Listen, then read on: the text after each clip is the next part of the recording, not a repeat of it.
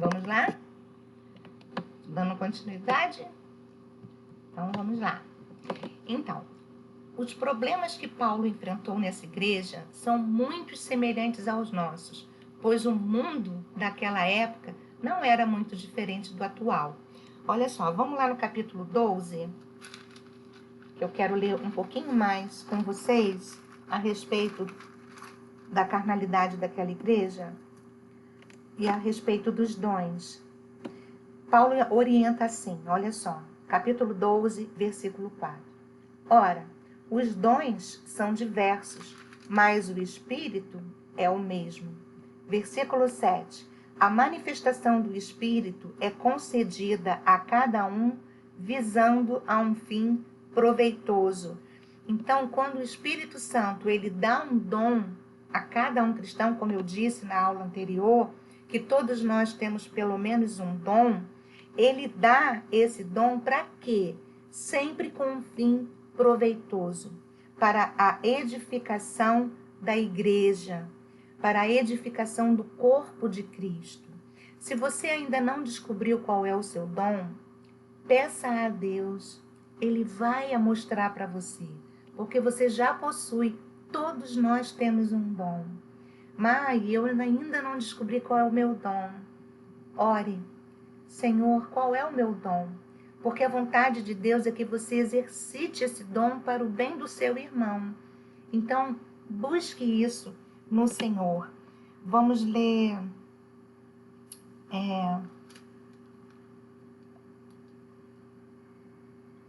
Olha só, deixa eu falar uma coisa para vocês. Eu acho que nós pulamos algumas coisinhas aqui, mas eu vou dar continuidade e depois eu vou voltar, tá bom? Só para a gente não se enrolar, tá? Versículo 11 desse capítulo 12. Mas um só é o mesmo Espírito, realiza todas estas coisas, distribuindo-as como lhe apraz a cada um individualmente. Então, o Espírito Santo, do jeito que ele quer, ele vai distribuindo os dons dele. E o que acontecia? Paulo, ele fala sobre os dons, né? Lá no versículo 11, não, no capítulo 12, ele fala acerca dos dons espirituais. Então, ele vai falar sobre vários dons, sobre o dom de cura, o dom de profetizar, o dom de mestre, o dom de línguas, né? E aí, outro problema que havia na igreja de Corinto, que eu esqueci de falar para vocês, era a desordem no culto.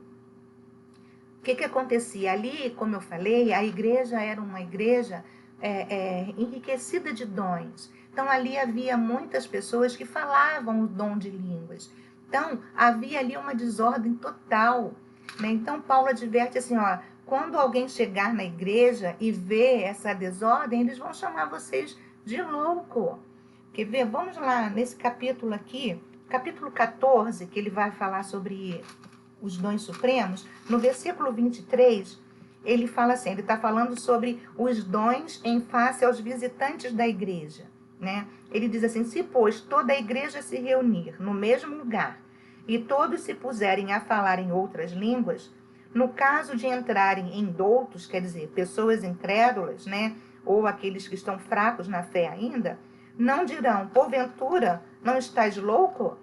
Havia ali naquela igreja de Corinto uma desordem a respeito dos dons, sabe? Todo mundo queria profetizar ao mesmo tempo, um falava, o outro falava em línguas alto, o outro... Era uma desordem total, ninguém se entendia. Deus fala que o profeta, ele está sujeito a ele. Deixa eu só ler aqui para vocês, quer ver? Versículo 32, que é para vocês entenderem o que eu estou falando. Se como homem, versículo, 23, 32 e 33, não, aqui no caderno está um pouquinho diferente, mas eu vou falar para vocês, olha só. Na igreja ali havia aquela desordem do culto, cada um falava de uma forma diferente. Então, o que Paulo fala? Paulo, ele vai ali orientar a eles que eles deveriam ter ordem no culto, que eles deveriam manter a sublimidade do culto. Quando um profetizasse, o outro se calava para ouvir. Aquele que falava em línguas, ele não fala para a edificação da igreja. O falar em línguas, esse dom, que vocês depois vão ler, que eu não tenho tempo no caso de passar todos os dons, mas o dom de falar em língua é para nossa edificação. Esse dom de línguas não é para edificar as pessoas. Por quê? Porque quem ouve não sabe o que você está falando, a não ser quem interprete. Né? Mas hoje o dom da interpretação é um dom que Deus não está distribuindo, né, de uma forma, porque a igreja ela está um pouco que envaidecida com certos dons. Então, o falar em línguas, você está edificando a você mesmo, você está orando na língua dos anjos. Só Deus sabe o que você está falando. Só Ele recebe. Então, Paulo estava orientando ali aqueles cristãos que eles não fizessem ali no culto aquela desordem, todo mundo falando em línguas ao mesmo tempo. Sabe, quem entrasse na igreja, aquele incrédulo que entrasse na igreja, ia chamar todo mundo de louco. Então, ele está dizendo, se você fala em línguas, fale para você com Deus, a não ser que tenha ali quem interprete a sua língua ali. Mas não tendo, é entre você e Deus. Então, esses problemas, como eu falo aqui, que Paulo enfrentou ali naquela igreja, não são diferentes dos nossos. Né? Eu não estou aqui condenando nenhuma igreja, eu estou mostrando o que Deus quer para o culto. Ele quer um culto com ordem, com decência, porque o Espírito Santo é um espírito de brandura, é um espírito suave, né? Ele vem com a sua suavidade, com a sua paz. Então era isso que Paulo estava ali orientando aqueles cristãos, né? Na distribuição dos dons, que eles tivessem ali ordens para que eles exercitassem os dons, mas de forma que não atrapalhasse o culto, de forma que o culto fosse um culto com ordem e decência, ok? Então, as pessoas eram egoístas, orgulhosas, partidárias, permissivas, admiravam o intelectualismo, se misturavam ao mundo, entre outros, exatamente como muitos cristãos de hoje. Hoje existem cristãos orgulhosos, egoístas, existem cristãos partidários que tomam partidos na igreja, cristãos permissivos que permitem qualquer coisa, qualquer carnalidade, permite o pecado no altar, permite o pecado no culto. Não é diferente, amados. Então, temos que buscar aqui nessas cartas de Paulo a orientação de como viver, para que a gente possa nos consertar. Então, Paulo ele também vai falar sobre a sabedoria do mundo. Ela é inútil em relação às questões divinas, pois o mundo não conheceu a Deus pela sua própria sabedoria. Vou voltar lá no capítulo 1 do livro de Coríntios, no versículo 21, que ele vai dizer assim. Capítulo 1, versículo 21, diz assim: visto como, na sabedoria de Deus, o mundo não o conheceu por sua própria sabedoria, aprove a Deus salvar os que creem pela loucura da pregação. Não é a sabedoria do homem que dá a ele condições de entender Deus, de receber a Cristo, de entender a obra da cruz, de aceitá-lo. A tua sabedoria, a minha sabedoria não me capacitou para isso. Eu não consigo entender a loucura da pregação, certo? Quem me dá a sabedoria, que abre a minha mente, que me convence do pecado, é o Espírito Santo. É a sabedoria de Deus que me faz conhecer a sabedoria, a salvação, a obra da cruz. Eu não posso conhecer a Deus pela minha própria sabedoria.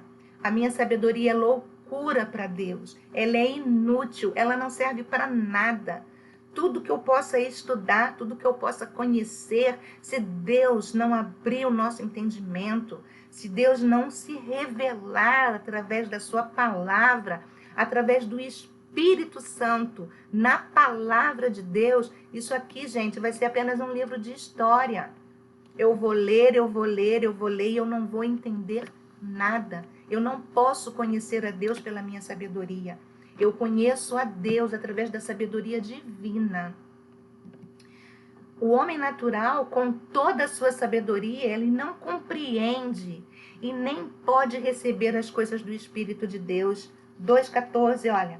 Ora, o homem natural não aceita as coisas do Espírito de Deus, porque eles são loucura, e não pode entendê-las, porque elas se discernem espiritualmente. Oh, glória! As coisas de Deus se discernem pelo Espírito. É o Espírito que está aqui junto de nós, te dando sabedoria, me dando sabedoria.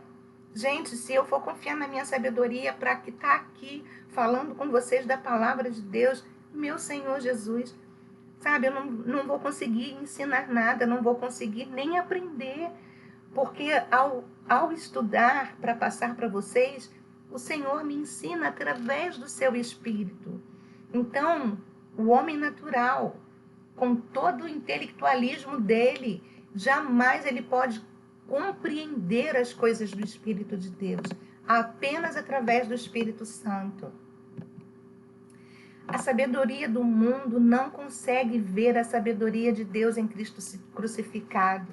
Volta lá, versículo 1:18, diz assim: certamente a palavra da cruz é loucura para os que se perdem, mas para nós que somos salvos, poder de Deus. Como eu falei,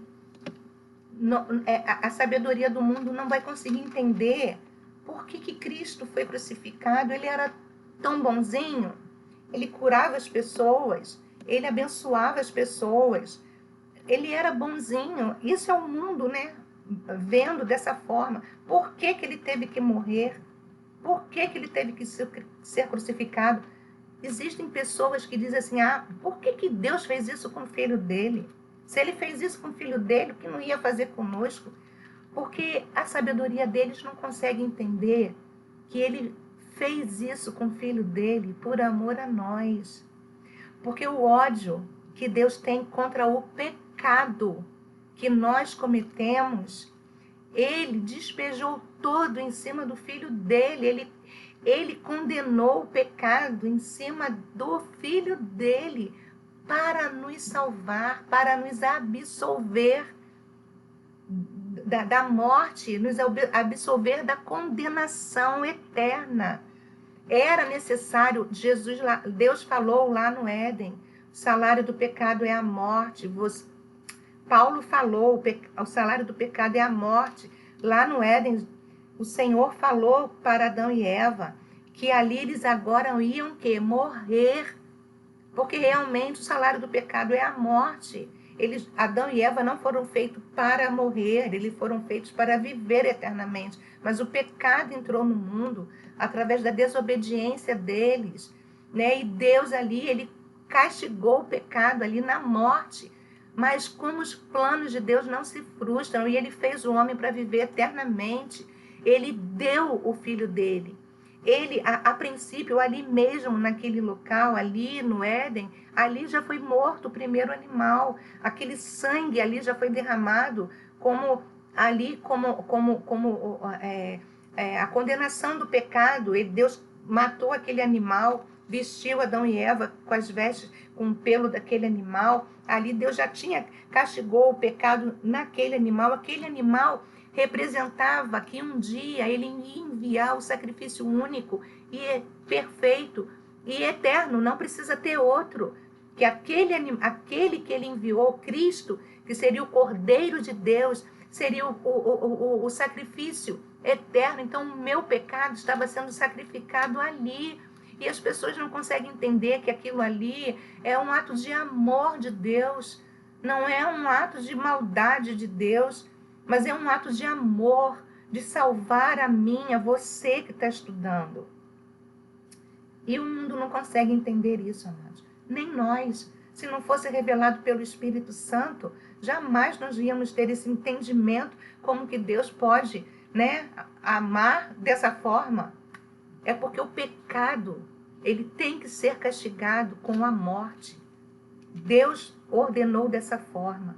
E para que a gente não morresse eternamente e cumprisse o propósito de Deus de viver em comunhão com Ele eternamente, Ele castigou, Ele pagou o preço do pecado nas costas do Filho dele. Glória a Deus, louvado seja o nome do Senhor por isso. Não é, amados? Diante de Deus, a sabedoria do mundo é como loucura.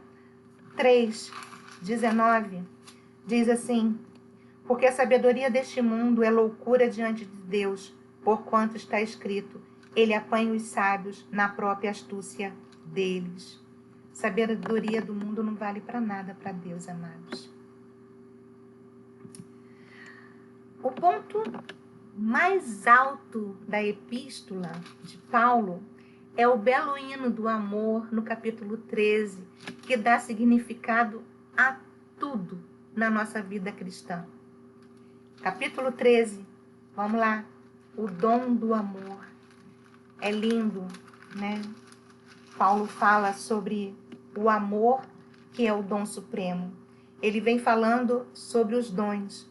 E ele fala que o amor é o dom supremo. O amor de Deus em nós é que dá significado à nossa vida cristã. Se eu não tiver o amor de Deus, de nada servem as minhas obras. De nada serve a minha vida cristã. O amor, ele é paciente e ele é bondoso. O amor não arde em ciúmes. Não se envaidece. Ele não é orgulhoso. Ele não se conduz de forma inconveniente. Ele não busca os seus próprios interesses. Ele não se irrita e não se ressente do mal. Não se alegra com a injustiça, mas se alegra com a verdade. O amor de Deus, eu não estou falando do amor entre homem e mulher, mas daquele amor ágape, aquele amor de Deus, aquele amor incondicional, aquele amor que ama sem querer receber nada em troca. Esse amor que nós precisamos buscar, ele é paciente. Como Deus é paciente conosco, como ele é bondoso, como ele tem paciência. Ele nunca perde a paciência conosco. O amor de Deus, ele não arde em ciúmes. Nós precisamos buscar esse amor, amados. Podemos ter ciúme do nosso irmão. Ah, o pastor não falou comigo direito. Ah, tem aquela panelinha ali, o pastor dá mais atenção. Amados, despreza isso, joga isso fora. Isso só serve para nos abaixar espiritualmente, a nos fragilizar, nos botar fracos, sabe? Até mesmo o nosso ciúme dos nossos maridos só traz contenda, só traz aborrecimento, né? Só traz aquele clima ruim. Pede a Deus libertação disso. Senhor, eu quero viver o verdadeiro amor. Não quero que o meu coração arda em ciúmes. O ciúmes não é de Deus, amados. O amor, ele não se envaidece, né? Naquele orgulhoso, você não tem orgulho, né? Ele não se irrita, né? Não se ressente do mal. Ele não se alegra com a injustiça, se alegra com a verdade. O amor não fica satisfeito quando alguém é injustiçado, né? Mas ele se alegra com a verdade. O amor, ele tudo sofre, ele tudo crê, ele tudo espera, ele tudo suporta. O amor jamais acaba. Você pode estar com o teu coração partido. O amor verdadeiro, tá? Suporta. O amor verdadeiro aguenta o peso. O amor verdadeiro não deixa de crer. Se você ama a Cristo verdadeiramente, aconteça o que acontecer na tua vida, você receba ou não as respostas às suas orações, você não deixa de crer. O amor sabe esperar. Ele jamais acaba. Amém? Lindo esse amor de Deus por nós, né? E para encerrar a nossa aula, Paulo nos orienta a fazer todas as coisas em amor. Capítulo 16, versículo 14, diz assim: todos os vossos atos sejam feitos com amor. Tudo que você fizer, amados, faça com amor. Você está cuidando de uma pessoa doente? Às vezes é um parente, às vezes sua mãe, seu pai, alguém que está te dando assim muito trabalho. Faça para Deus. Deus está recebendo se você está fazendo com amor. Se você está fazendo por obrigação, irritado, murmurando, Deus não está recebendo. Peça essa capacitação a Deus. Eu sei que é difícil, eu já cuidei de pessoas doentes. Tem horas que a gente se desespera, perde a paciência. Mas, busca, Senhor, me renova em amor todos os dias. Para você aturar aquela pessoa difícil, peça a Deus, me renova em amor, Senhor. Tudo que você fizer no seu trabalho, na sua escola, na sua vida, faça em amor. Porque sem este amor, os dons espirituais que Deus te deu, a fé, o conhecimento, as boas obras, não têm valor nenhum diante de Deus. Inclusive, apesar de fortemente recriminatória essa carta for escrita com muitas lágrimas, Paulo estava provando o amor que ele tinha por aqueles cristãos através dessa carta. Essa carta, se você ler ela toda, você vai ver como Paulo repreende, como Paulo recrimina ali os atos daqueles cristãos, daqueles irmãos em Cristo. Mas foi através de muitas lágrimas.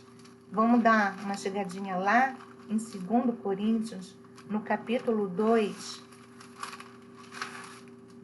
aqui, no versículo 4, Paulo fala, olha, porque no meio de muitos sofrimentos e angústias de coração vos escrevi com muitas lágrimas, não para que ficasseis entristecidos, mas para que conheceis o amor que vos consagro em grande medida.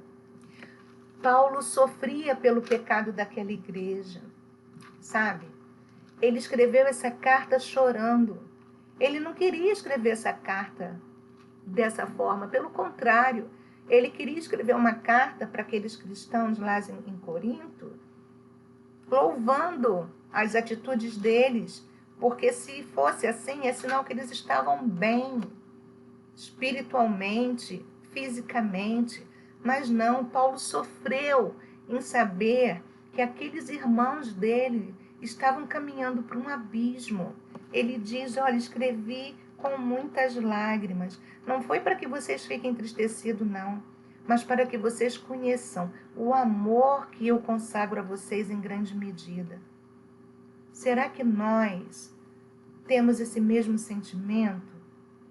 Será que quando tomamos conhecimento de um irmão, de uma igreja que está se dividindo, sabe, que está ali prestes a fechar suas portas, que está ali em pecado, será que nós sentimos isso no nosso coração, esse pesar, essa tristeza, sabe, esse amor por eles?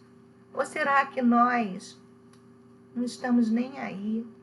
Pelo contrário, na minha igreja, graças a Deus que nós não estamos passando por isso. Aquela igreja tem isso, aquilo outro. Você conversa com o irmão, falando dos problemas daquela igreja, ou às vezes da nossa própria. Às vezes nós estamos na nossa igreja, e na nossa igreja existem situações, problemas, porque a igreja é dirigida, gente, pelo homem. Muitas das vezes o homem não dá espaço para o Espírito Santo dirigir a igreja, sabe?